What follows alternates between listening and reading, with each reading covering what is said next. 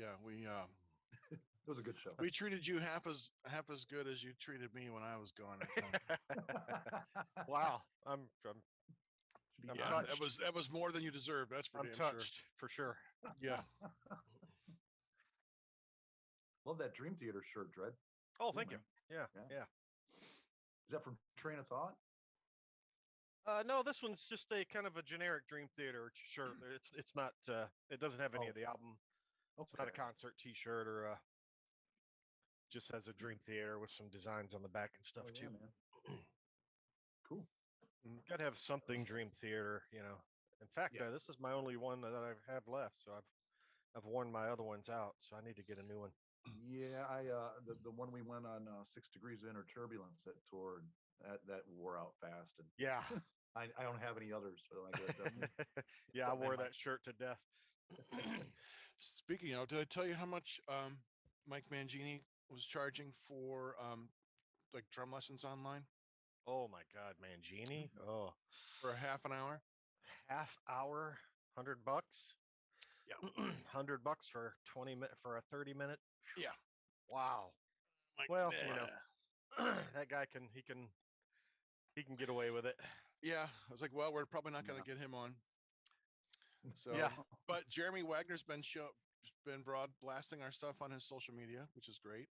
That was a great On interview. Instagram? Really enjoyed that. Yeah, he loved it.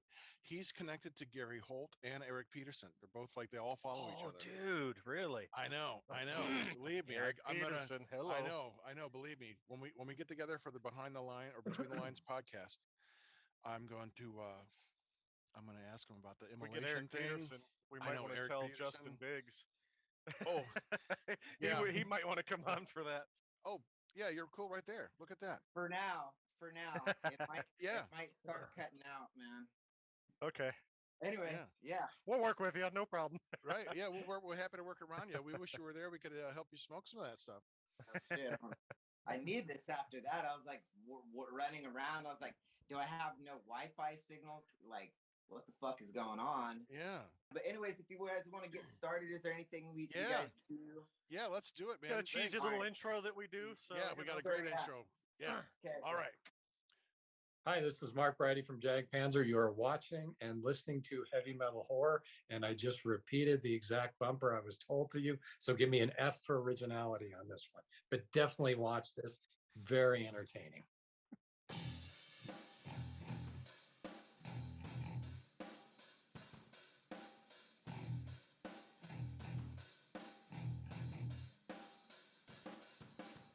I am Montag, master of illusion.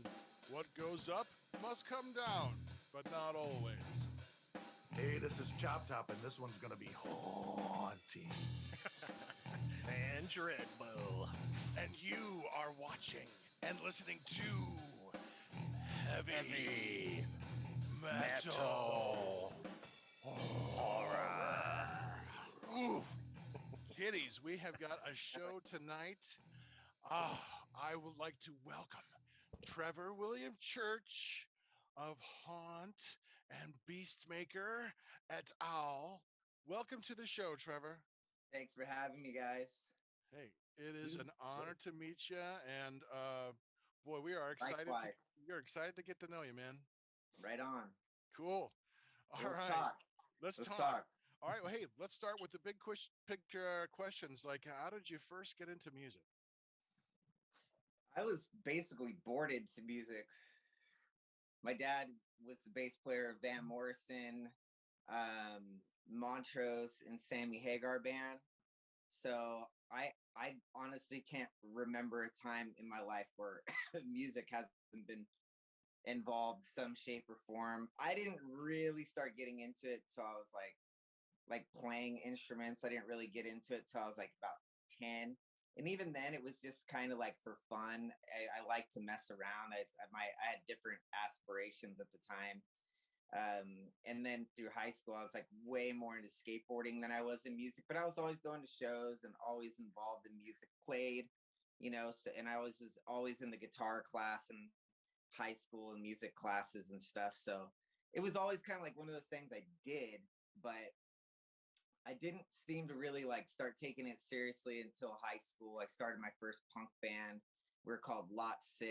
We were terrible, but we mainly played like Operation Ivy and Rancid. And like we would do some obscure cover songs. Sometimes we would cover like Rudimentary Penny and Subhumans, which kind of didn't fit with what we were doing, but we still fucked around. And then I went on, my first bands were all punk bands. And it wasn't until I started realizing at one point in high school that I kind of sounded like Ozzy. I was like, I remember it like it was yesterday. My dad gave me a hand-me-down 78 Mazda RX-7, and it was only a 2-seater, and it was a stick shift.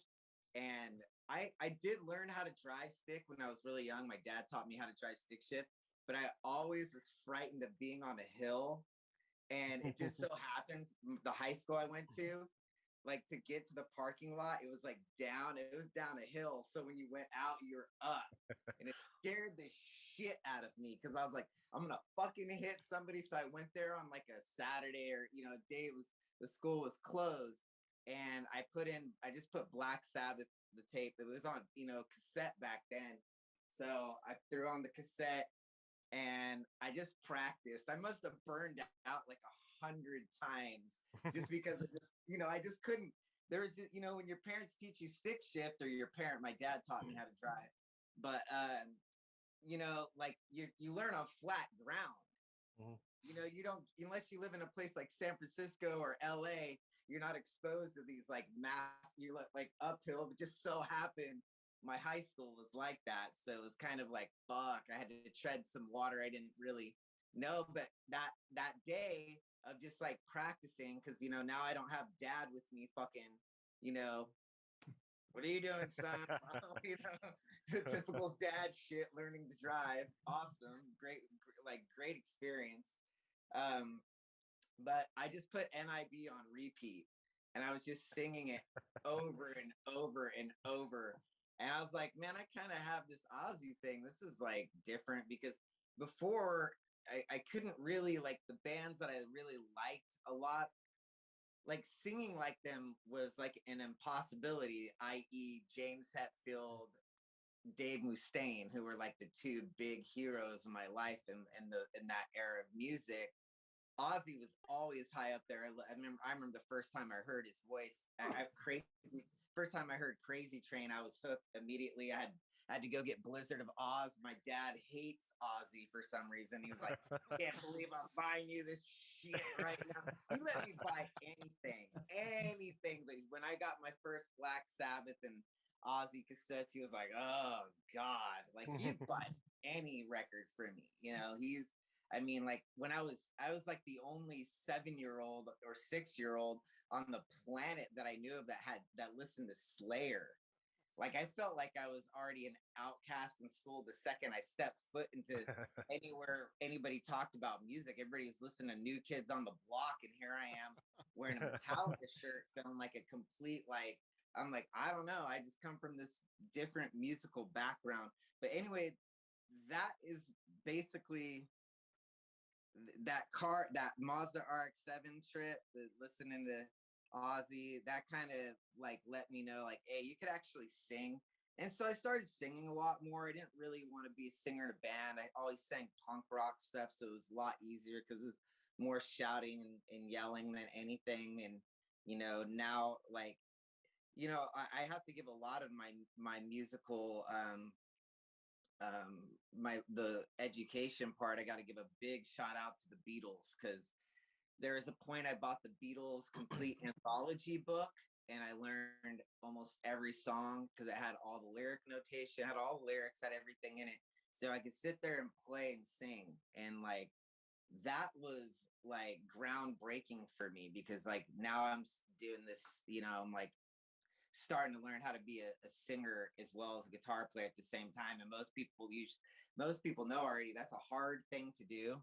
It's not just playing guitar. Now you're talking about singing, and it's like, oh, you got to use two like parts of your brain at the same time that use the same part of the brain. So it's like one of them's on autopilot, the other one you're like, okay. And it's really interesting, and that's how I got my start really in doing that kind of stuff. I always played guitar. I've had a drum set most of my life, so I always kind of mess with drums. I didn't get serious into drums actually until way later. I was in my like late 20s when I really was like, I'm going to learn to play the drums a little bit better, because I always had a drum set, always could keep a beat, because I knew to learn a song I'd have to be able to lay down some mediocre bullshit, because back then I didn't really know how to use I didn't have GarageBand or Logic Pro or anything that you use nowadays to capture your sound. So it was just like a microphone in the room and me playing really shitty. And then I started diving into it more and diving in more into recording, to where drums really started to take on its own essence for me. And like I was like, all right, well, I really like the drums, I have fun. And it's just from there on, it goes to playing bass and bar bands, to me being like, all right, well, I'm a good enough bass player, because a lot of people wouldn't feel confident enough of playing all the instruments on their record. Let's just face it, that's kind of like it's a weird thing to do, and it always sounds weird to me, because I'm like, yeah, this is like just stacked together. It never really has had like that, like, that's why I've always liked lo-fi a little bit more. I consider Haunt actually like garage metal, I would call it, because it's like I literally play out of my garage. My shit's lo-fi, like a garage, like everything. I'm in the garage right now, like Yeah. this. So I've always, and it's kind of, and then the DIY thing too. It's all garage kept. And I was thinking about that a lot lately, because of the new wave of traditional heavy metal movement, where I feel like sometimes Haunt, like we kind of weave in and weave out of it, whereas Beastmaker was really doom metal. You could really like pigeonhole Beastmaker into doom. It's like that's what it was. But I feel like Haunt is kind of like it has some thrashy elements. It has some old school classic rock elements. It kind of has a lot of stuff. And sometimes I'm like, yeah, I never loved being pigeonholed with doom metal. Obviously, Beastmaker has had its like shaky ground with me, and I don't really, I don't play live for it anymore. I still fuck around and record some shit here and there, but yeah, it's hard to be like, all right, this is what you do, but at the same time, be grateful that you like for Haunt that this new wave of traditional heavy metal thing was starting up. But I think I always have been like kind of on a separate hill than everybody else, because of the kind of like solo project aspect to garage aspect to just like everything. It's just done entirely differently than what most people are doing. I mean, let's face it, most bands are not one guy doing everything and kind of having a live band. It's a kind of different scenario that I have, which I think it makes Haunt a little bit more unique that way at the end of the day, because it's like it was an unusual discovery. It was basically grown on the backs of my failures of being in bands and working with people in bands. I never found collaborating a simple task. It was always complicated, because I only was in a couple bands where the collaboration really worked between singer and songwriter. I was songwriter, usually had a singer. It wasn't until I had so many fucking failures to where I was just like, all right, I'm going to just be the main songwriter that comes in Beastmaker, right? Like I did some other bands before that, but the main ones that anybody knows of me and my musical background is going to be Beastmaker and Haunt. And like when Haunt came, I just like knew, I was like, I'm just going to write a shitload of music, because I'm just tired of playing this like charade of like, all right, you get to do an album once a year, whatever the record label terms were. I was like, I don't want anything to do with that, because it doesn't really go with my nature of just constantly like, I'm like, I want to write as many songs I want to write. I don't want to fucking have this specific thing that I have to do. I always love to break rules or bend the rules or not be a part of the rules. It's just like who I am. And a lot of people that actually know me personally probably say, yeah, Trev's I have to be on my own plane of existence, because once I have a controller or somebody like there, the whole thing changes. So I mean, Haunt has had its ups and downs. My last live band, they two of the guys decided to leave the band.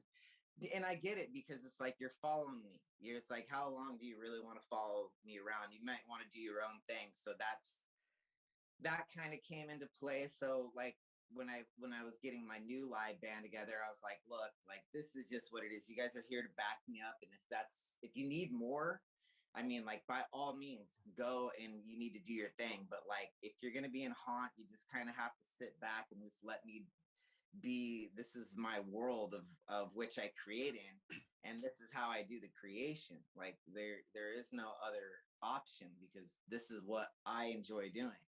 So that should pretty much take care of that question, I think. And probably then some.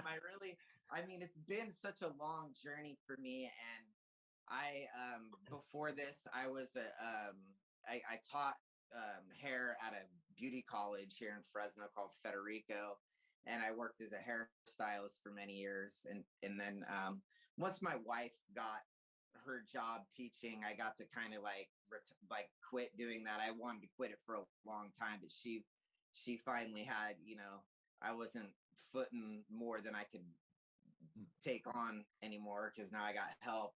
And so I decided to quit that. But it gave me the gift of gab. I could talk your fucking ear off, because there's nothing more awkward than a client sitting in your chair that you've never met before and having to sit there with them for 3.5 hours. It's like, you learn. I could just go into great depths of Haunt, Beastmaker, my background. There's a lot to it. Yeah. Well, I appreciate that. I mean, hey, we're happy to have you talk and share all these things. I've been like ticking off questions as you were talking, because like you were kind of answering as you went. I'm like, that's cool, because that's great. I know you played bass, drums, guitar. How many other instruments do you play? So I also play some mandolin. I'm pretty good ukulele player as well. I also play a little. I'm not amazing at it, but it's gotten me through. I could write. I could compose music on a keyboard. Again, not great. I would never take it to a live setting, but I can like find what I want to do real naturally. Getting better at it, but it's like I'm a jack of all trades, master of none scenario. In my mind. But I think that kind of works for me. You kind of get into your groove of things, of how your place in the world. I'm 40 years old, and I feel pretty comfortable in what I'm doing. I don't want to like really change it up, because it's hard to keep the fire burning in music. A lot of people give up, or like I see so many bands, they're around for a couple of years, 2-3 years, gone. It happens constantly. Or a record label's trying to fuck them or something, but they really fucked themselves, because their contract probably sucked, and they just were too eager to put it in front of people to really think about the consequences of that. So yeah. Speaking of when you were young, I was reading a Rolling Stone article that they did 2 or 3 years ago, that talked about when you were 10, when your dad took you to your first concert, a Van Halen show, and kind of his reaction to that. And maybe talk a little bit about that, and how that kind of his reaction, and kind of how that affected both of you guys. I'm not sure if you have the which Van Halen show, if it was right here, right now. There's that it's a weird thing with Sammy Hagar world for me. Is like it's like 75% negative, maybe 25% positive, because one of the first memories I have of like after Sammy Hagar Band, me and my dad and my mom, we went to go see Van Halen, and obviously my dad was supposed to have passes and all this shit, right? Well, we get there and he doesn't, and it fucking pissed him off. So we had driven all the way, and my dad's going to see his old boss, his old boss. You know what I mean? It's kind of a weird scenario as is, and now there's not tickets there. And all I just remember is my dad just cursing up a storm on the way home. That motherfucker doesn't think his shit stinks. He was pissed. I would be too. Yeah. I didn't understand, at the time of the heaviness of that. I do now because me and my dad are really, really close. In fact, we just had Martin Popoff ghostwrite his book that just got finished, and Sammy wrote the forward. And it took me like 5 months to get a forward out of him. I'm like, God damn, this guy's a tough cookie to even, and like half the book is about this guy. So it's like, we got to have him say something, you know what I mean? So my dad didn't want anything to do with it, but I told him it would be important. There's not enough bass player stories out there. But there are good times. I remember meeting Eddie when I was like 10. It was the Van Halen was recording Right Here, Right Now, their live album. They did it here in Fresno at Selland Arena. And, Sammy and Van Halen have always had a big, like, Fresno's good to them. It's sold out always, no matter what. Even Sammy's, like, parody shit now. I call it a parody because I think it's all really mediocre, bad music that, like, granted, yeah, he's 75 and still sings and looks good, performs great, but his new music is just not it's just not it's not any good in my mind. So I've seen it too. I've seen it live, so I'm like on both ends of the spectrum looking at his fan base and all that. But anyway, that's beside the point. Eddie Van Halen, always the nicest dude to me, big influence in my life. He came up to me, he's like, your dad says you're playing guitar. He gave me all these pics and stickers and shit. Was a super nice guy. And those guys were really always been pretty kind. But yeah, that definitely was not my first concert though.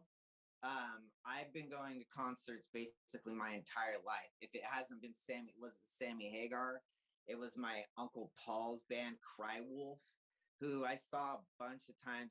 But the first concert my dad took me to that I wanted to go to, and it was fucking awesome. It was here in Fresno. It was Primus, Anthrax, and Public Enemy.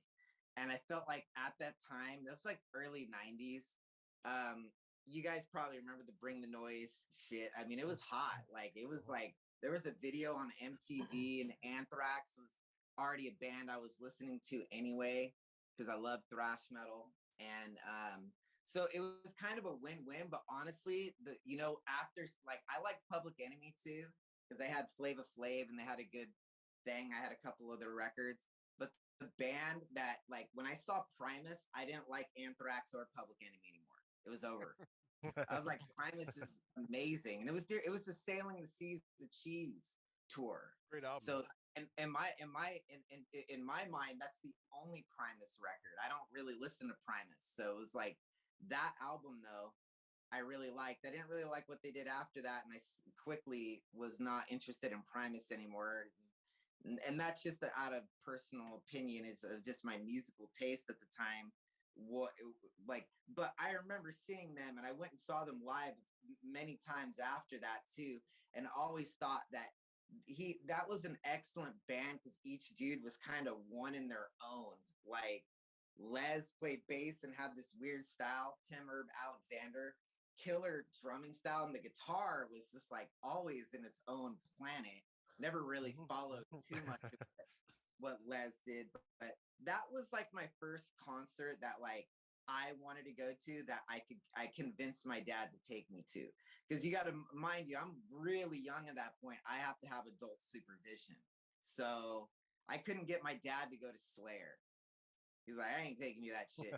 I was happy enough to be like really little and have all this satanic imagery and then all this shit. My parents are kind of like, whatever, just music.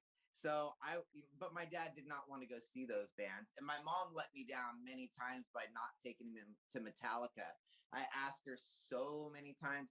My mom was much more strict than my dad, but Metallica never came to Fresno really. Like they do, but like, and I have seen them here, but when I was a little kid, it seemed like it just never happened. And so yeah, that's the first show. That's the first show I wanted to go to. I don't know if Rolling Stone got that right, but I need to write my own book one day to set the story straight, because it's just, you never know. Like some of the questions could get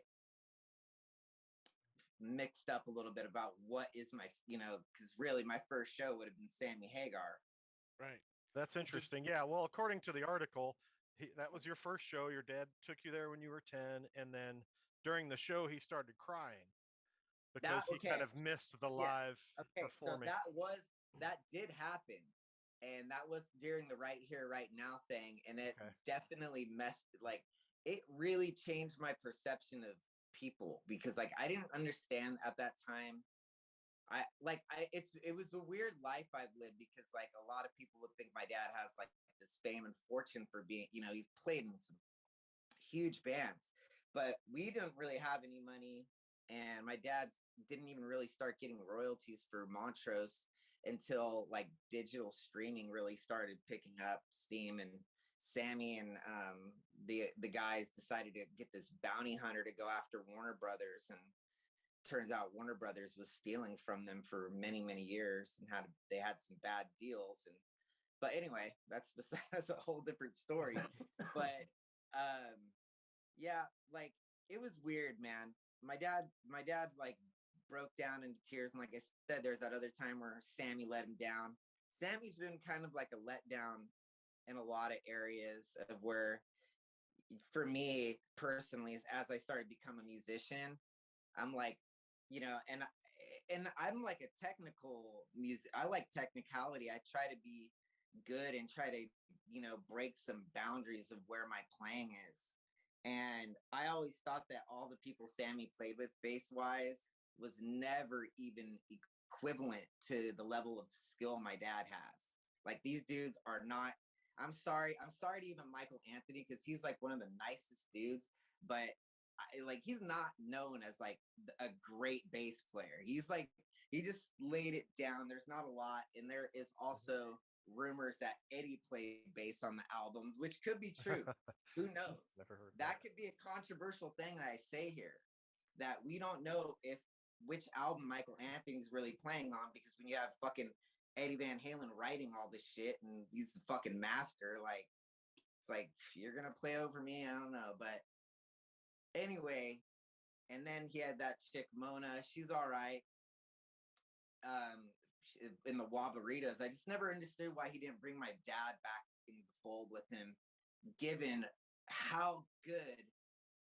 And I might be biased on this, but I doubt it. If you go back to that old Sammy era stuff with all the stuff that has my dad on it, the bass stands out a lot. Like he is, like there's a presence there that you can't really escape. I've never been able to escape my dad's presence. He is first off, he's a musical genius. He's a really smart guy, and he's super a good dude, best dad ever in the world. So I put him in high regard, but also being like a technical musician, I'm like, dude, this guy's bass playing, it's incredible. Like it is absolutely thunderous.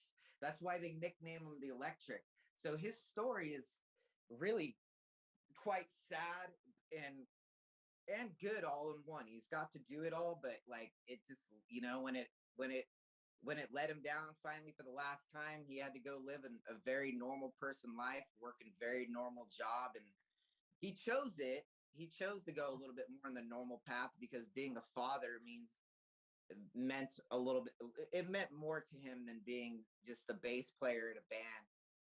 And that's what ultimately let him, like he was like, I'm not doing this anymore, and just played with local bands, doing local gigs, making money on the weekends. And that was he tried to do it in a few bands after Sammy, but I think as time moved on, he just, he kind of needed that powerhouse. Like he needed that Sammy Hagar kind of persona to make him shine, is something I realized, like they kind of made each other better. And, without that, I think both of them, I mean, yeah, Sammy had a good Van Halen run, but after that, I mean, his music has been shit, man. I don't give a fuck.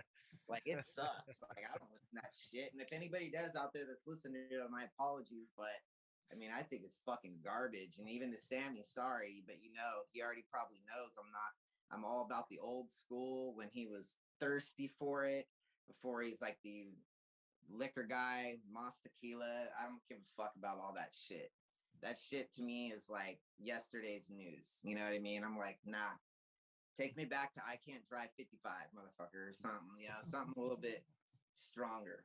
But yeah, that was a heavy moment watching my dad break down like that. And it made me realize years later that like these dudes are like, I just, there's just areas of things I don't understand, and I never will. It's like the book, the book, it'll be out this year, the Electric Church book, by Martin Popoff, um, forward by Sammy Hagar. It gave me a lot of insight into my dad. I mean, like me being a musician, of course, I sat around and by the campfire and had many conversations with my dad about music in his life. And I probably know more than anybody about my dad, especially because of the kind of relationship I have with my dad. But you don't forget things. And the thing I learned at that point in time was that, like, Sammy's trip had changed. My dad's a strong personality. He wouldn't have I don't know if he could have played a lot of the stuff Sammy was writing. He'd probably be like, this is terrible. Like, unless he was getting paid a lot of money, because my dad his taste in music is, pretty, he likes a talented pop driven song where there's a hook and there's a way to like walk that bass up. He's not going to play some bullshit. And that's kind of where it went. So, I don't know. That was a tough one. And I didn't really like Van Halen that much during that era. So it was a little weird. I liked Van Halen as a guitar player, but as far as all the songs and stuff, I was way more into punk rock and heavy metal to even really think that. I didn't even think Sammy Hagar was cool. Like the stuff, the early, like, I don't think I was an adult by the time I really liked Sammy Hagar and started appreciating it, because you have to remember, it was always there. All my mom's friends, oh, I love Sammy, blah, blah, blah. Everybody fucking loves Sammy Hagar my whole life. So I kind of was like, I kind of just like pushed it aside just out of like, like rebelling against it. Like, I don't like him. Fuck, I can't drive 55. I hate this shit.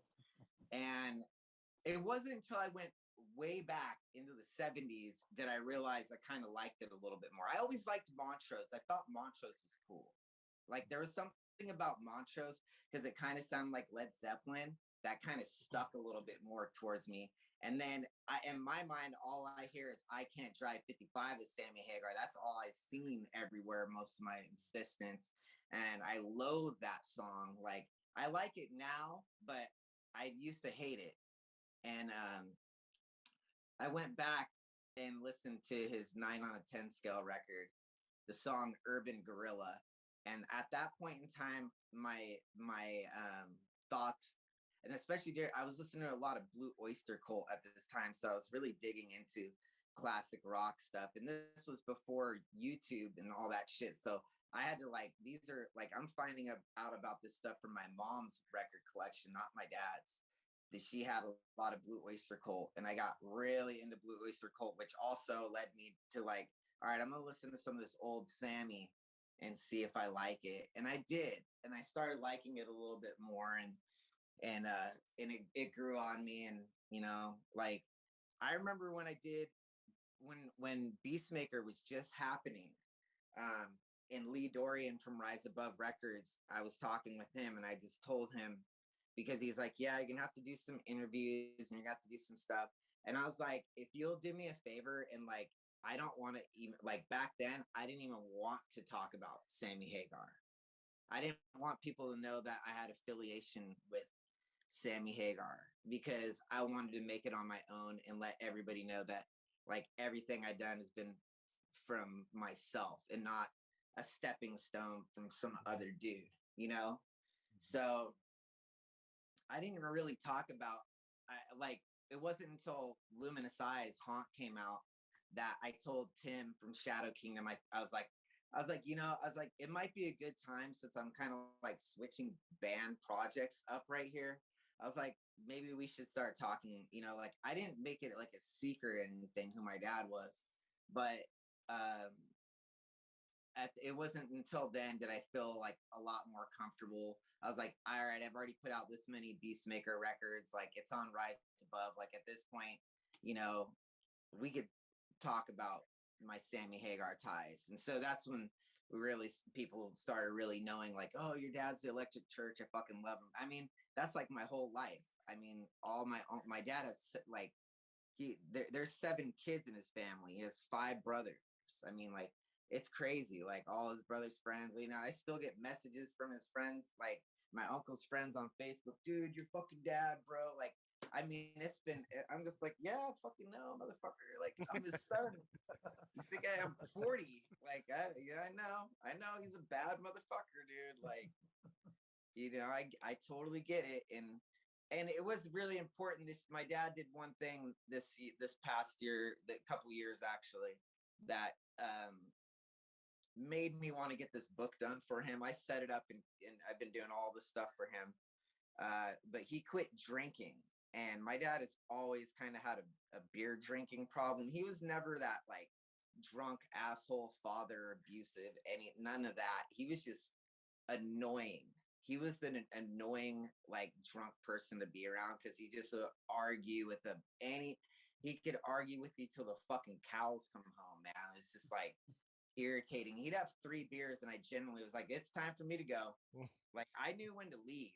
That's probably why our relationship stayed good all these years. Is I was just like, I'm out of here. You're getting too fucked up. You know what I mean? Like, too many beers. But he was harmless, always harmless. There was never a moment where alcohol actually got really in the way of our relationship other than that, and that wasn't constant. So he actually quit drinking.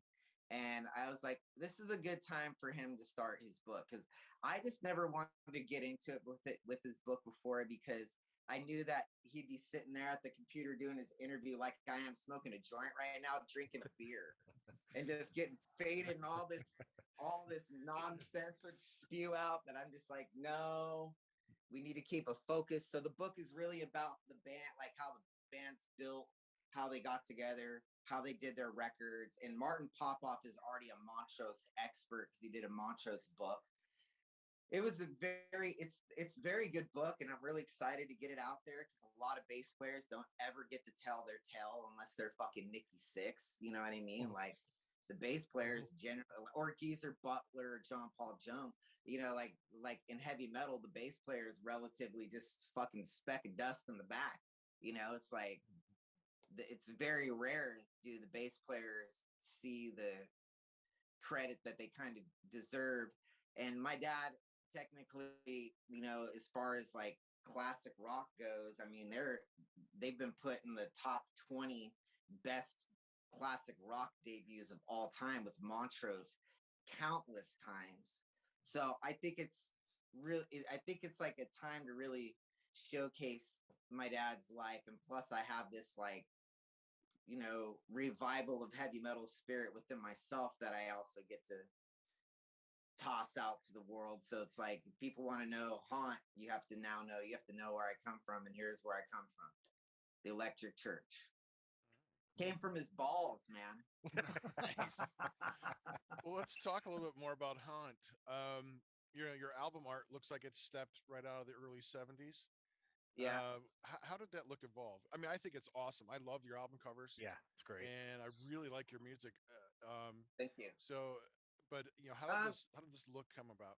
So it's actually not even 70s. It's like, so I grew up skateboarding, and I had a lot of friends into graffiti and art growing up, because skateboarding and graffiti and in the like late 90s was kind of hand in hand. A lot of people were doing graffiti, and I had come across, I was going to San Francisco a lot, and I kept seeing this Andre the Giant has a posse thing everywhere I was going, skate shops. I'm like, what is this?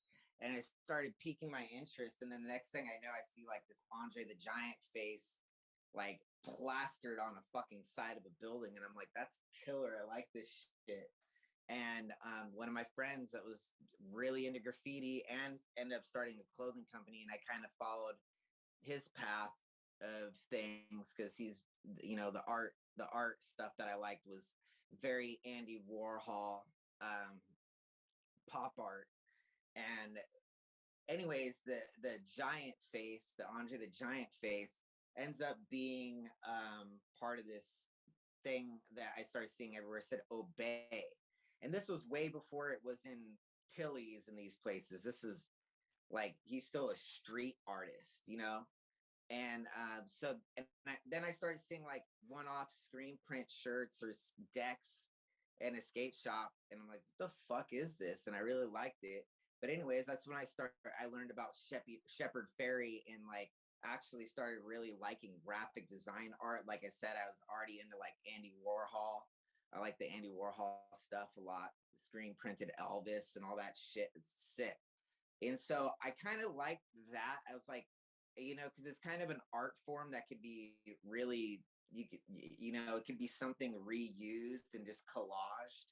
So I like this collage art, like this, you know, Shepard Fairey was doing the same thing Andy Warhol was doing, essentially. You know, Andy Warhol was using Marilyn Monroe. Shepard Fairey was using Andre the Giant. So Beastmaker's first release, I actually came up with the cover design. It's off of a French Dr. Phibes poster, and it's just Vincent Price's face. And I was like, this represents where I'm a huge Vincent Price man. And I was like, this is like the coolest, this is the most like iconic faces in horror.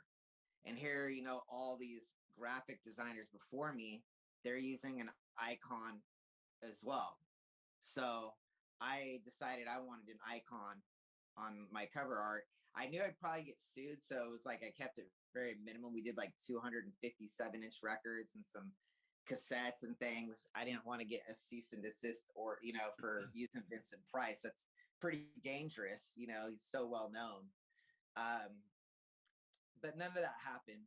And anyway, that's how that kind of, you know, also I need a logo, Beastmaker with the blood dripping. Haunt was a little bit more throwback. So the designer that did that was out of Barcelona, Bronca Studio. He came up with the logo for me, and he was the first person to hear the music too. And he was like, I wasn't even gonna put it out back then. He was like, this is really great. You need to work on it. Here's the logo. And like, he had the whole thing. He had the whole luminous eyes. He sent me a full thing, even though I was still kind of like on the fence. But I've always liked graphic design. I've always liked that style. So that's kind of what, you know, I always try to find artists that I used to like mess around with it myself. I have hundreds of pieces of collage art that I've done myself, but I just never really had the time to really dive into Photoshop enough to really become great at it. I had the ideas, and I always, if my designers don't have an idea, I always throw something at them. I'm like, I already kind of know. I'm like, bro, it's so easy to please me. I'm a skateboarder from the 1980s. Pal Peralta was like my love in life. Put a fucking skull on it, call it a day. You know what I mean? It's always been for me. Like, you can never, in my mind, and I mean that this is coming from like 6-year-old Trevor in 1987. If you put a skull on it, I like it immediately. Period. To this day, I'm 40. You put a skull there, I'm like, oh, love it, done. I don't even care. Give me the same fucking skull that people have been using for 100 years. I'm still gonna be like that. I love it. Skull, you know, give it to me.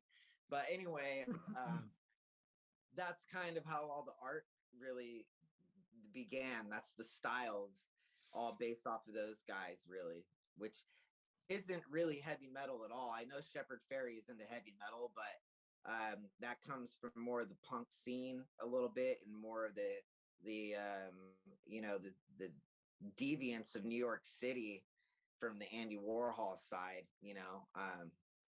But I've always like I said, I grew up around friends that were doing art, so it always intrigued me.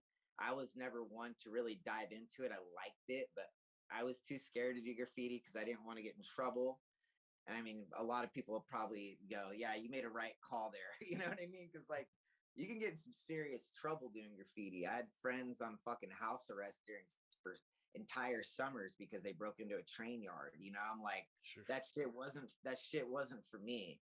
And you know, but I did always follow stuff, and I always enjoyed and appreciated what people were doing and thought it was cool. So I was glad to be able to, like, at one point in time, put my music to the art, and like I try to always connect it to make it feel like it goes with exactly what you're looking at. That's been kind of the whole thing. It's like it's all inclusive. Mhm. Well, I like how you talked about Trevor, your logo of your band's throwback, and it's exactly what I first discovered you guys, and I said, wow, that's pretty cool because it reminded me of gosh, like Angel, the '70s Yeah, band and stuff like that, yeah, and I like that classic look of it and stuff, and it's really cool. yeah. So, I think the classic logo was like, it's imperative to have everything work, and like the dude, I'll tell you this, it's like I can't praise Paul enough, the guy that does from Bronca Studio, because like that logo has really changed my life. I was doing Beastmaker. I wasn't super happy doing Beastmaker. I got to go into Haunt, and like in Haunt, I've always had a rule of just like be yourself. Like, you don't have to write music to like please a certain crowd anymore. So it was like with Haunt, I felt much more liberated just to do whatever I want. It's been the rule from day one. Like, if it's poppy, I don't care. If it's thrashy, great. But just do exactly what I am feeling at that point in time and not worry about genres. It's the first thing, that first band that I've felt that in Haunt, like having that logo that kind of represents I feel like it could represent the 70s, 80s, and the 90s and 2000s. Really, it just transcends. So, yeah, I yeah, was really cool, man, really really cool. excited to get that piece of art. Yeah, I noticed there was like a lot of straightforward like '80s metal sounds in Haunt, with the twin guitar riffs, which I thought Yeah. was really cool. But there's other songs that are more current with that. So, are there like any current bands out there that you like listening to, or are you like old school all the way? Oh, I love like I like new bands more than I like old bands now.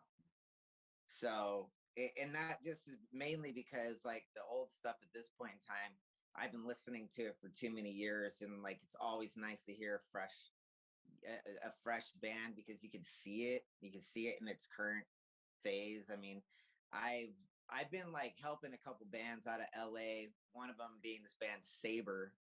And I played drums on their record this last year called Without Warning, and I released it on my label. And I really like these guys. These guys are the 80s heavy. They're the Sunset Strip heavy metal band. I mean, the singer Stevie, he like full spandex, just leather, just shit everywhere. He looks like Vince Neil, hair up to the fucking ceiling. And like they didn't have a drummer. They started hitting me up. He wanted to come. He was a Haunt fan. He wanted to come have me help him with some music, and I did. And then they sucked me in. I can't escape them now. But they're a great band. As far as like new bands influencing me, I not really. Like there's a lot of bands that I listen to that I'm really into. But as far as the influential bands, the two in the new wave of traditional heavy metal scene that would have had some influence on me would be the first two that I heard, Enforcer and Cauldron, and Eternal Champion, I guess, would be one. They came a little later though, but Enforcer and Cauldron though were the first two where I was like, oh, this is cool. Because at the time I was trying to do thrash metal and doom metal, and here's like something that's kind of a little bit more a little bit more laid back, I guess you could say. Like I thought Cauldron gave it like a very interesting style of heavy metal music. I feel like it has a lot of different. It has a new wave of British heavy metal style, which I always kind of really like got driven to. Like the early Def Leppard, Angel Witch, those two specifically, and Diamond Head, obviously. I always forget some here and there. I'll probably think of another one in a second. Yeah, Witchfinder General. So those four bands, like, obviously Maiden and Priest, but I feel like vocally I was always kind of more drawn to like the early Def Leppard, and I was like, I like that and like the Angel Witch style. But I would say there is so many new bands that one would have to go to the New Wave of Traditional Heavy Metal YouTube page and literally sort through like 5 million hours of music that's up there, because there is so many new bands.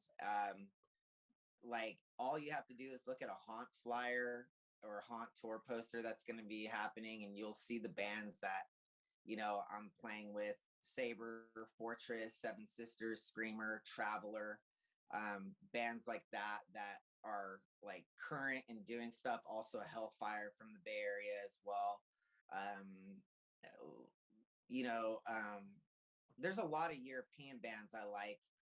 Tension, Canada has a bunch of great bands. Spell, Freeways, obvious Traveler as well. Traveler is probably my favorite one from Canada, but there's a lot of bands. There's so many. If you just like go diving in, there's not a lack there of music, and I enjoy listening to like new music. Like I said, more than old stuff now. I like going back to old stuff when I haven't listened to it for a long time. But like, it's hard for me to like, you know, I've never understood people that are like just Sabbath worshipped out or priest worshipped out or maiden worshipped out, where it's like they listen to it every, you know, especially since there's not a lot of new music that they do. It's, to me, like, it's like, all right, listen to an album for a year and then I need a break, you know, and then it's like, come back, you know, and then it's like, and you know it's good if you come back to it and you like it even more. So I always try to be on that level of thinking too, like, be into this, because like when I do find something I like, I will fucking play it way too much every day. I'll be like obsessed, and then I'll be like, all right, I'm next. Yeah, you've had enough. After Not a while. had enough. Yeah. Just like at a time, you hit like a wall. Like, okay, I'm full. It's absorbed. I'm gonna move on to the next thing, and then I'll come back years later and go, man, I fucking love this record. Holy shit! And there's some that just keep me coming back time and time and again. And a lot of it is because I love driving. I always drive on tour. I'm kind of a control freak when it comes to driving, because I know I'm the most sober person there because I don't drink. So I love listening to music and driving. So there's like those certain albums that I just put on because it gets me in the driving mode. There's a fucking vibe for every vibe that you're in. Cool. Well, let's talk a little bit more about Beastmaker, which I really like that band as well. You know, that doomier sound. It reminds me also a little bit of Helmet. You know, it's kind of got that Helmet groove, which is really cool. Like groove metal, stoner metal, a little bit. You know, so what other doom metal bands or have you listened to, or do you listen to, and can you talk a little bit about, you know, how Beastmaker came about? So Beastmaker came about because I was trying to do thrash metal, and this was early 2000s, and we had recorded some stuff, and we were trying to get it moving into Fresno here, and people just weren't really into thrash metal here. But there was this band from Visalia that had got signed called Slow Season, and they were doing like Led Zeppelin style stuff. And I had been playing in a bar band, and people again were once again coming up to me and being like, man, you sound like Ozzy when you do NIB. I was still playing NIB, you know, all these years later, playing it in a bar band. I was like, you know what, like maybe I should try it. I was like, it'd be fun to do like a Black Sabbath tribute. I was talking to my drummer, Andy Soldati, about it, and we were going to try to do some like Sabbath stuff. And we sucked hella bad at it. It was like awful. I remember the first day we tried to play Into the Void, and it was like a fucking train wreck. And at that point I was like, maybe it'd be easier if we just like wrote our own shit that's like this. And it just so happens that like somehow like that 90s groove metal, like you said, like stoner metal, kind of just evolved into it naturally because of bands like Alice in Chains and things like that kind of had that slower, they had some slower heavy songs. And it just so happens that like we were just doing we had this thing we were calling it just bonehead. Like we were calling it bonehead metal, not doom metal, because it was like so easy. It's like a fucking Neanderthal could play it, you know what I mean? Like, and that was the approach of like, just less is more. And that's why I got old too at the same time. But that's how that came about. We started playing, and since now there's a band that's nearby that we can play with that does something like, more 70s style, I was like, okay, this could work. And we did a tour with them and played some shows with them, but we started getting recognition immediately when my friend Anthony Trujillo, who's a big horror movie, doom, like just heavy metal guy.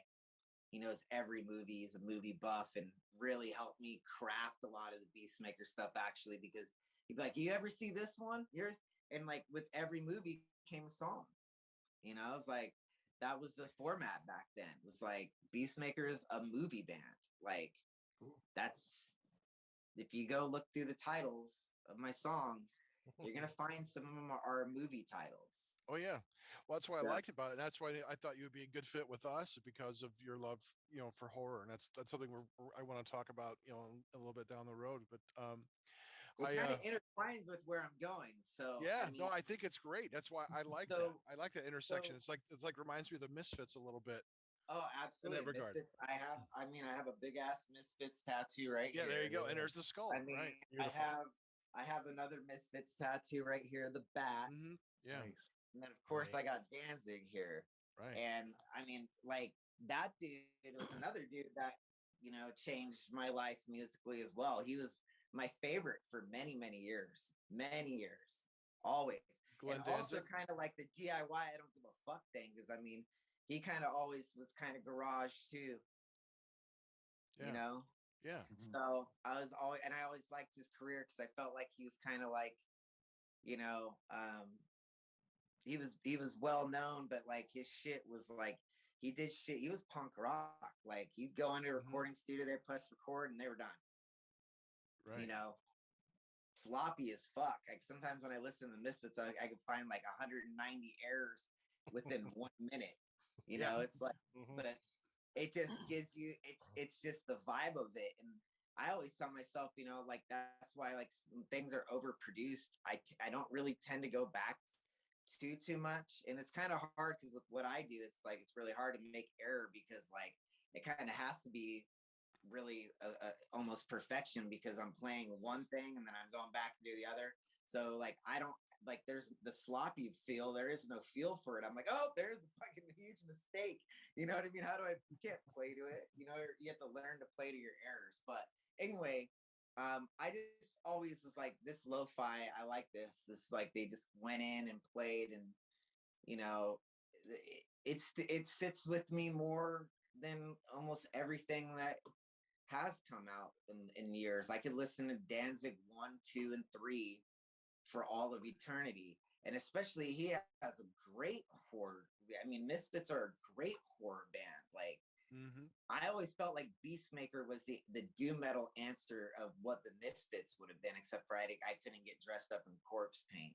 Maybe looking back now, maybe that's what I should have done. Is throw in a little bit of the Dead Kennedys, a little bit of the Cramps. I just throw corpse paint on my face, and or just a fucking hood over my head, and we could have been something. But instead, we went there looking normal, which probably didn't help in the horror setting. But another big one for me was the first time when I started getting into Mario Bava. I always at that point I found Barbara Steele to be an incredibly intriguing woman, and it was almost like she was the Vincent Price but a woman to me. And I was like, this actress is phenomenal. Like her acting in Black Sunday, Mask of the Devil, whatever you want to call it, is just like, I have the song. We wrote a song called Mask of Satan. I played that whole intro line. The whole intro line where they're about to nail that fucking mask to her face.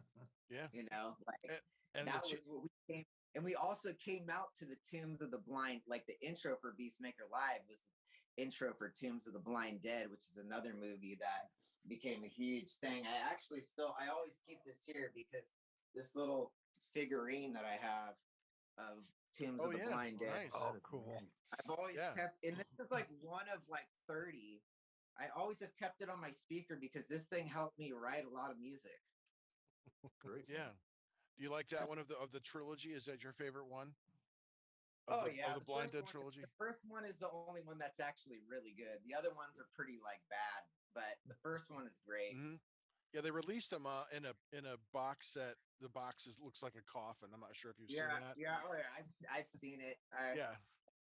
I've seen it all. Like as far as all that stuff, I had a huge movie poster collection years ago. I actually had to, when I started realizing I was going to do a recording studio and wanted to like evolve that, I sold off a lot of my posters to buy a lot of the gear because I had easily about $5,000 or $6,000 worth of like vintage horror movie posters. Oh man, that's But Wow. but the thing is, but the thing is, somebody else got it that's gonna appreciate it more than me at that time because I was like, I need money. I was like, when I looked at some of the shit I wanted to buy, I was like, fuck, this thing's $5,000 for one piece of equipment. It's like, where am I gonna get this? I play underground heavy metal. You know what I mean? It's like right. not like fucking Sony's knocking down my door to have me go on tour with Justin Bieber. Yeah. What's your favorite horror movie of all time? Of all time, I mean, I can't really. It's hard for me to be an all-time person because of this. My mind changes all the time. Like I said, even how I listen to music, I play it out and then I move on and then I'll come back. So I think, like as far as horror goes, the best, hands down, is Black Sunday. I don't think Okay. there is a better horror film than that. Yeah. That is the best. And if you're gonna ask me, like last year, I would have said The Last Man on Earth, Vincent Price. Hmm. Another great one. The best version of I Am Legend of Yeah. anything. Yeah. Absolutely. Yeah. He's just, his persona is just always on point, and it's like old too. So it's like it has a really cool feel to it. Where new movies, like I don't really like new horror at all. I don't follow anything at all. I do follow true crime though, which is very horrific and stuff. So but I always, horror always kind of always piqued my mind just because of the psycho that's behind it or whatever. You're just like, Mhm. holy shit. Like, the first time you realize like the Norman Bates, like the first, you can't forget like the first time you seen Psycho. Right. You're like, holy shit, dude has his dead mom. Like that's his dead mom. Like, oh my God, you're like, what? You never saw that. It's like, I always think back, you have to go back to when it was the first time you saw that and that like what you were thinking at that time, because as time goes on and you see movie after movie, you start to get desensitized to those things. Hmm. It's like, yeah, whatever. And that's why I like the older movies, the Mario Bava and the, Armando Asori and, all the Hammer movies and stuff that are great. Christopher Lee, Peter Cushing. You can't get any better than that, man. All those guys, we already know all their fucking names. They're all fantastic. But it's more or less, it's just like that era had a better story, and it had to be more imaginative because you didn't have CGI and green screen to like create everything later. You had to make it happen. And that's what I think is kind of a little bit. There's definitely like a material art aspect of it that is great, where we don't have that anymore. It's like they were great at creating an atmosphere. With those. Yeah, you had to actually like you had to make like Tombs of the Blind Dead. He had to make the Blind Dead, like right. That shit, and on like the biggest shoestring budget of all time. Right. And it literally is just like, it's just Knight Templar dudes that are basically zombies. It's like, it's nothing that crazy, but I think it's the overall look of the Templar and this, like, that was kind of unique. So he was like the first to do the Templar, it's like, all right, that looks real wicked, like dead, but like something with Black Sunday, I think the mask is like forever the most cool thing ever. And the dudes at the beginning, they're all big with their big sledgehammers and they fucking, it's like it's just so, that's just like a whole different realm. And there's so many great movies from that era. I don't really watch as much horror right now because I got my kid, and plus, like I said, I'm like true crime has kind of been my latest appreciation of things because it's a little bit different. It's like the reality because I mean we are riddled with reality TV stuff right now, and I find that this kind of reality TV, I always am fascinated with the detectives because I'm like, how do you get these motherfuckers? Like how, like back in the day, like it's crazy how they captured these fucking psychopaths. And they were true evil. Like Horde, like it's a good story and that's everything that, trying to get to spark your imaginative mind into something, a different world. But I think that in true crime and serial killers and things like that kind of blend into one. It's like the same thing, but now it's real. Like I just watched something about the Green River Killer. Oh my dude, that guy, Gary Ridgway, what up?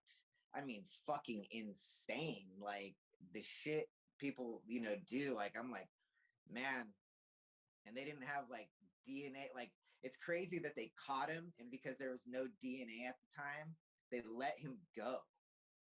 They had to let him go. And they didn't catch him for 17 years until DNA came and they had his spit. And they were the one of the lead investigators who became like chief of police was like, hey, let's test this shit. We need to catch this guy. Boom. He knew who it was from fucking the second it's crazy. But like, it's interesting to see those things. And it's very like, I think a lot of horror movies are obviously based off that kind of premise as well. Sure. Something that happened in real life. Yeah, it moved from the monsters without to the monsters within. Psycho was really one of those first movies that kind of showed that, horror of the personality. And then once the 70s kicked in, late 60s, then you also had that kind of supernatural element, with Rosemary's Baby and those kinds of movies. But yeah, and there's a lot of good horror coming out of Europe and Asia. And yeah, you would always, that's probably the places that do, like I would expect it to be,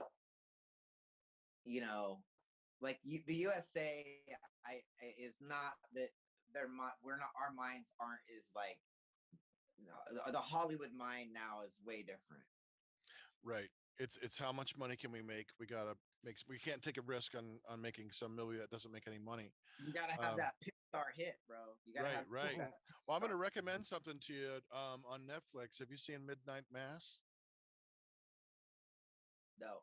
Okay. I'm gonna recommend that to you. Yeah, that's like a modern horror. I think you're really gonna like it. Really good. As long as it's filmed old school, like Halloween.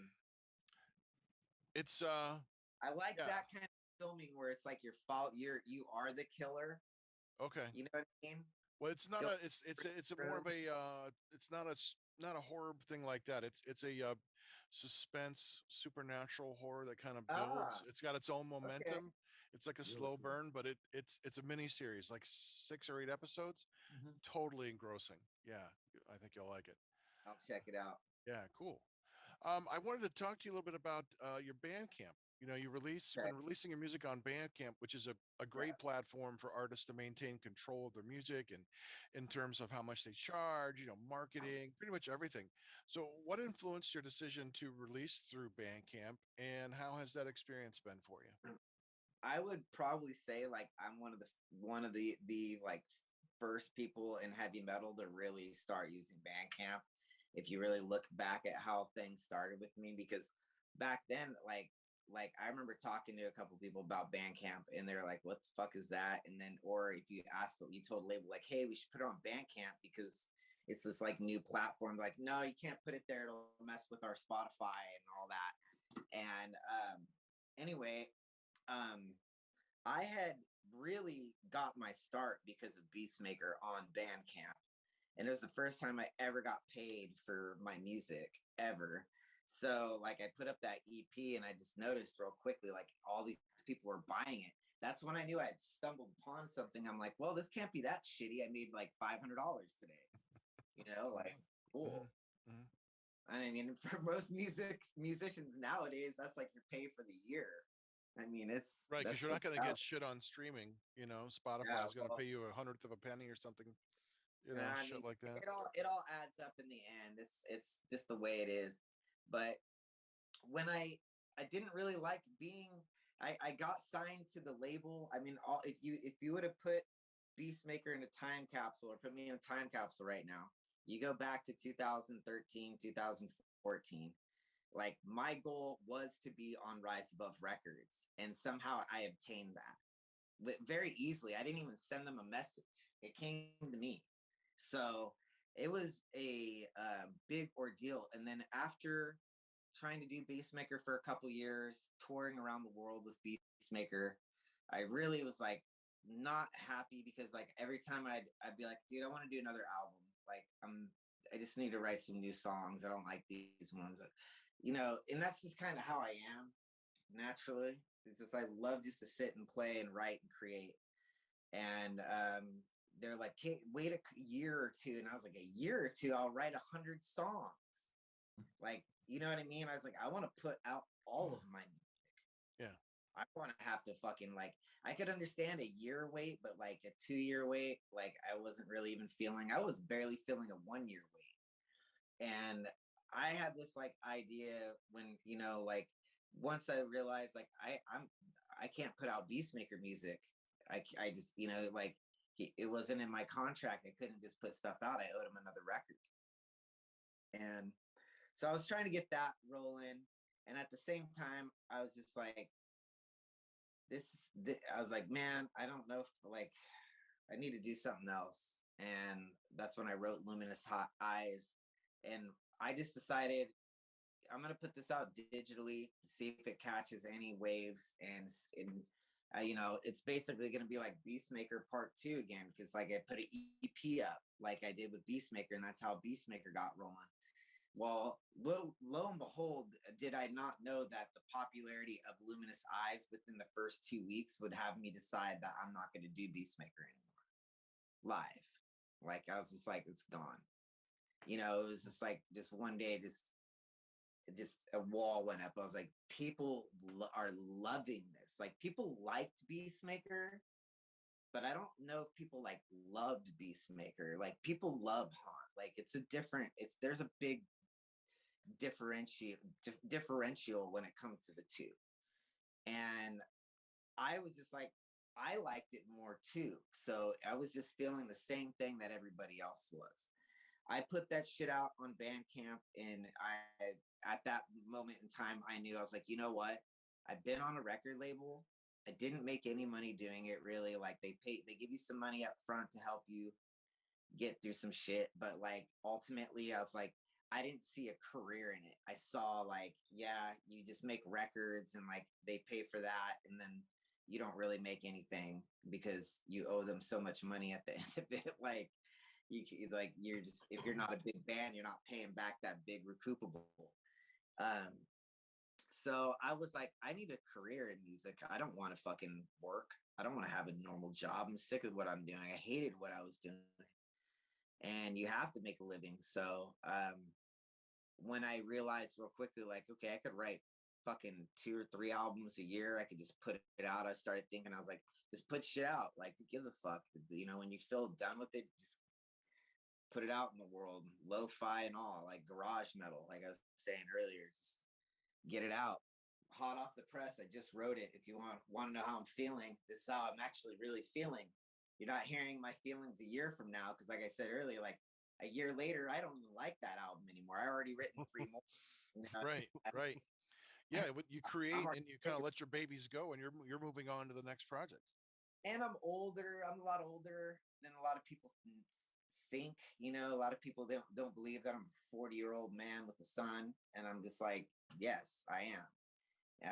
And a lot of it is just making up for lost time. I'm like, man, I don't want to have like this.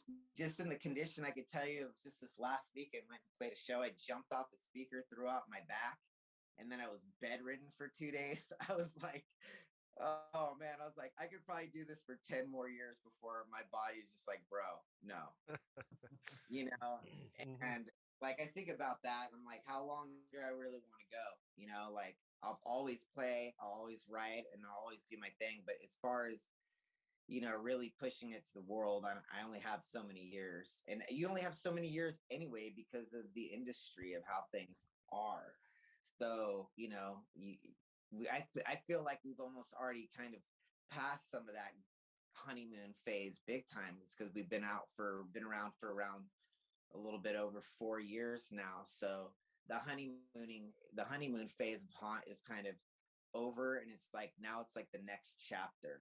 It's like now could we become an established band that is like, like I'll be able to continually do something consistent to what I've been doing for the next 4 years. You know what I mean? And then at that point, if you can make it 10 years, you kind of just become a legacy, because a lot of bands don't last that long. Yeah. But Bandcamp has just given me a lot of control over of not having to have a job. Like shipping all the stuff out has become my job. I started manufacturing all my own vinyl, CDs, tapes. So I knew what everybody was doing. Like my big thing was like, I just didn't want to have to rely on anybody to do these things for me. And even though, down the line, you'll have people, telling you what you should do in your ear, at the end of the day, you kind of got to go your own way, because that's the only way to really obtain the true happiness of what you're doing. I mean, like at this point, I don't have these goals of like super fame or any of that really. It's more, I want to be able to keep writing music until I feel like I don't have anything else to write anymore. Mhm. Till Haunt is bled dry, until I go, there's no reason for you to write another fucking song. Like, just stop, and this is the end. And then you have your whole catalog. You could go and play your fucking festival of Burst Into Flame, the whole record, and it's, you go down that road, and that's kind of the road I'm at this point. If I could just, Bandcamp has allowed me to make enough money to sit in my garage, smoke weed all day, and write shitty lo-fi metal. I mean, that sounds Living pretty the dream. Yeah, exactly. It sounds pretty good. For some, Oh, Hey, there you I are. got a whole nother view here. Nice. sorry, I mean my phone was dying, so Oh, it's cool. Thanks. Oh, yeah. I was like, oh, good. At least I was like already in here. This was already turned on. So no, Nice. this works out. This is great. Well, yeah. the Now next you thing guys are big. You guys were like tiny on my phone before now. we're huge. Yeah, it's like yeah. Well, I wanted to talk to you, about marijuana as part of your creative process. Oh, yeah. I enjoy a little leaf once in a while myself. Got a nice Um, huge jar right Oh here. shit! Oh, wow. Fuck. Nice Yeah, stash. I'm gonna give you my address if you want to, send some my way. Um, yeah. So, how much is marijuana part of your creative process? I would say that the best thing about marijuana is it kind of frees you from whatever else is going on, and you could really zone in onto where what you're doing. And it's always helped me. My little boy is knocking on the door. That's cool. Got company. Perfect timing as we're talking about marijuana. He's like, Papa. Yeah. Of course. And anyway, it helps you kind of just find, some freedom in your mind to be able to just really play. You're not thinking about anything else. So when I'm smoking weed and playing guitar, I could just really get in the zone and stay focused on what my objective is, and that's to come up with a riff. Mhm. And I find that like it definitely helps, because it also, like it kind of clears my mind of outside influence as well, because I could really hone into what my own personal vibe is and tap into that. Yeah. But I don't need it. I don't need it to write, because like I honestly, I like most of my songs are written in the morning on an acoustic guitar in my living room with a cup of coffee.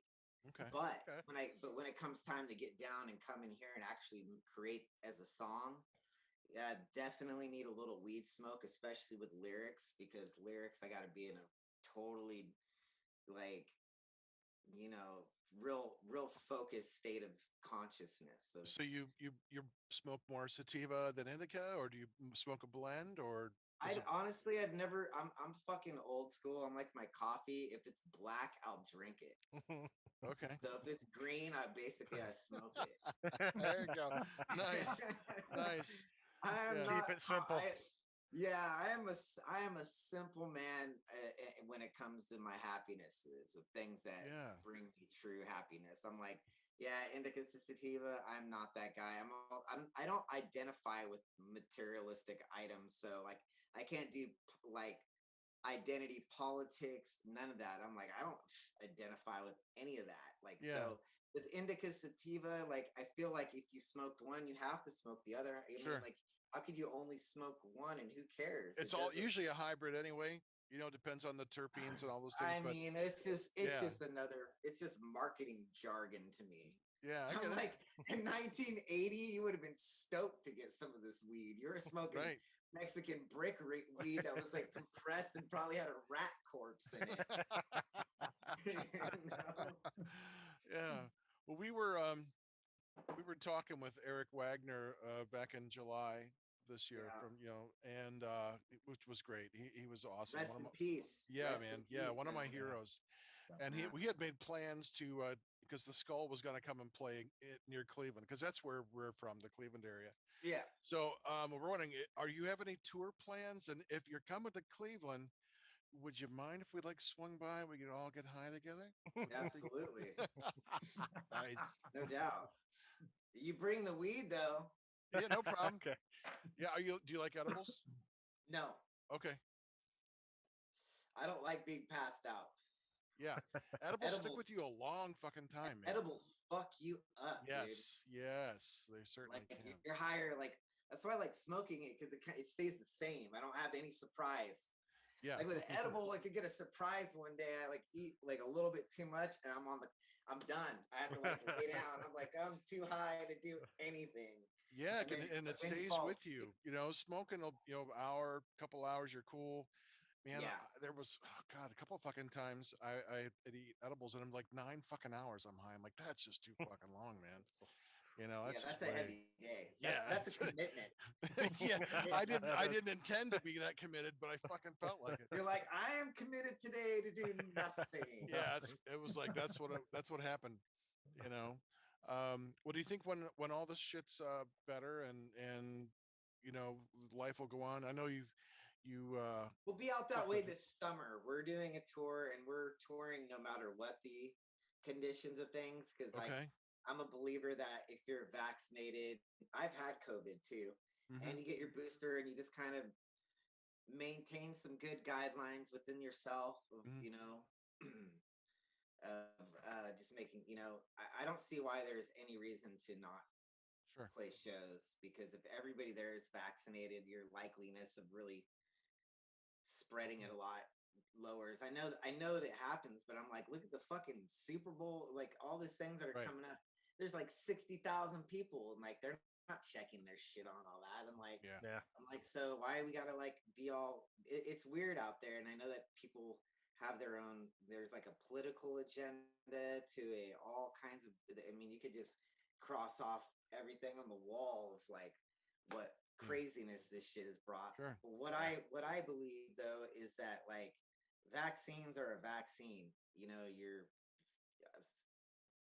You still can get it. You might not. Who fucking Yeah, knows? it's gonna mitigate. But- It's gonna mitigate the symptoms. Hopefully, that's what. yeah, they're that's for. the thing. Is you know? exactly right. So you're not gonna you're gonna get sick, but you ain't dying. So Exactly. therefore, we could go back to how it used to be. Because if you went to a show, you already had the possibility of getting sick. Period. Yeah. Right.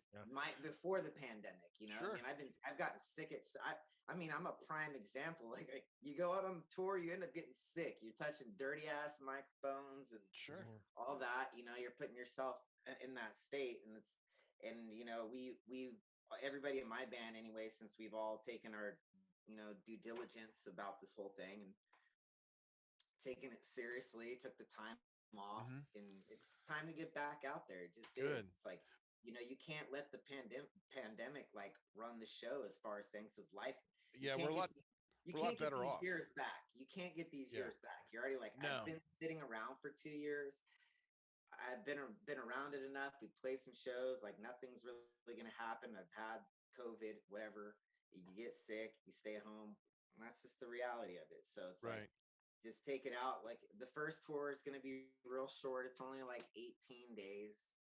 And then we're gonna follow it up in the summer with a full US tour, and hopefully, by summer we'll have a little bit, we'll have more information. Sure. Anyways. Okay. So there'll be definite like scientific findings and things, I believe, by that time. Do you I know don't think if- it's going anywhere. I don't think it's ever going anywhere. It's going to be Yeah. part of our normal life, like the part of flu life. is. It's just Yeah. now It's here. now you don't go, oh, I don't want to get the flu. Now you go, I don't want to get the flu, and I don't want to get COVID. So you just have a new spectrum a new thing that we're bringing into our daily lives. And I don't want to get too into that because like it's too touchy of a subject for a lot of people. Oh no, I totally get it. I'm one of those gray area people to where it's just like, when I had to take it seriously, I did. And then once there comes a vaccine and these things like that, and then after also getting it, I'm like, okay, like I'm done being indoors. Right. We're farther ahead than we were 2 years ago. We're a lot better now. Yeah. I need to get back to some simple enjoyments in life. Live music being probably the number one. Yeah. For me. Well, I hope you get to make it out to the Cleveland area. On the big summer tour. Yeah, because I mean, if you do, I mean, we'll be following up certainly, but and we'll talk after the show. But yeah, we definitely want to keep in touch. Because I'd like to come out and support you. We'd love to come see I you. appreciate that, man. Yeah, that'd be great. So well, are we good? You got enough content? Because I actually got to get rolling. My boy was knocking on the window, and that's usually a sign of like, get your ass inside. Yeah, not a problem. Before we go, would it be too much to ask you to do a little bumper for us? Like, absolutely. What do you need? Just like, hey, Trevor William Church of Haunt, and you're watching and listening to heavy metal horror or something like that. Yep. You ready? Okay, I'm ready. To go. All right. Hey man, this is Trevor William Church of Haunt and Beastmaker, and you're watching heavy metal horror. Thank you. Thank you. Awesome. Perfect. Yeah, thanks. Hey, you can find heavy metal horror on unsaneradio.com. Listen to full episodes or download to your device. You can find us at Facebook, Heavy Metal Horror Podcast. On Instagram, look for Montag Lewis, one word. Our YouTube page, you are on it. Don't forget to hit the subscribe button. If you know someone who'd like our show, tell them about us. Trevor, thank you so much for swinging by Heavy Metal Horror, man. It has been a blast getting to know you. Yeah, and likewise. Keep in touch. So I want you to join us for our outro. Bring your horns up. This has been Montag, Master of Illusion. Chop top. Dreadbull. You've been watching and listening to Heavy Metal Horror.